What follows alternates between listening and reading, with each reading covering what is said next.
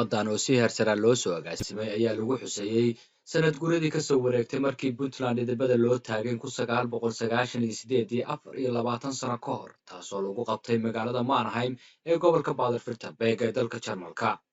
munaasabadan oo sidoo kale ay ka soo qayb galeen boqolaal dad ah oo qaybtooda ay isaga kala yimaadeen qaaradda Yurub iyagoo markaasi danaynayay siday uga qayb qaadan lahaayeen munaasabadan lagu dhiirigelinayay dadka ku dhaqan qurbaha iyo sidii looga qayb qaadan lahaa abaaraha ku dhuftay dalka Soomaaliya gaar ahaan Puntland.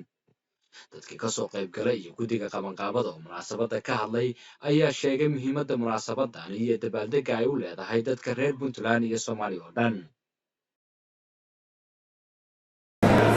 waxaan ilaahay ka baryaynaa xafladeeda kale in ilaahay barwaaqo iyo bashbash ilaahay inuu nagu gaarsiiyo.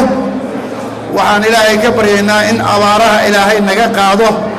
waxaan ka baryaynaa in ilaahay Puntland kor ka yeelo. Puntland ha noolaato. waan ugu dabaaldegayno 24 guuradii ka soo wareegtay asaaska Puntland. waxaan idinku soo dhawaynaynaa sida ugu qiimaha badan.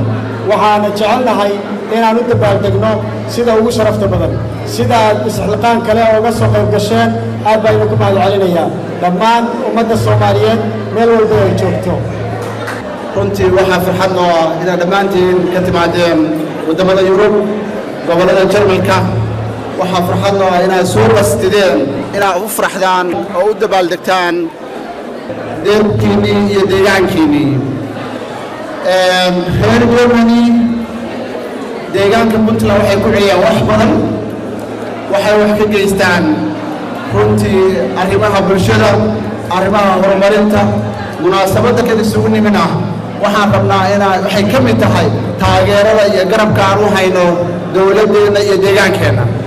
farxad bay noo tahay, horumar bay noo tahay, wanaag bay noo tahay.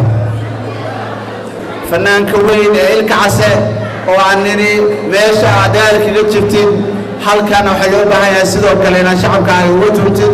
farxad bay noo tahay nagala soo qayb galo. waxaan u mahadcelinayaa dhammaan walaalaheena Soomaaliyeed ka soo qayb galay xafladda caawa sanad guurada 24. marka waxaan leeyahay aad baad u mahadsantihiin gobonimada iyo sharafta iyo magaca iyo maamuuska iyo magaceena dhan Soomaaliyeed.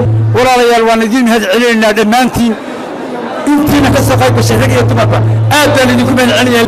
anuu hal mid baan ku bogaadinaya waxaan leeyahay war waxaa kaliya aad mar kasta ilaashataan deegaankiina ha noqoto.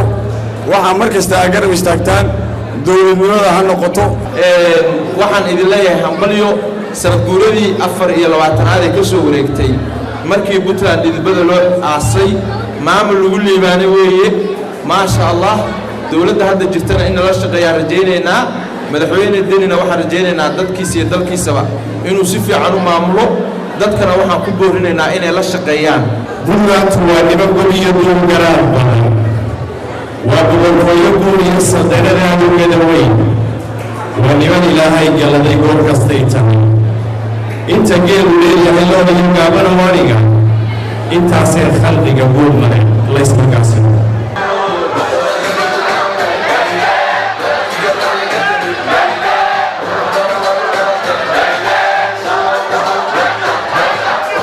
عبد الناصر ياسين SBC Germany.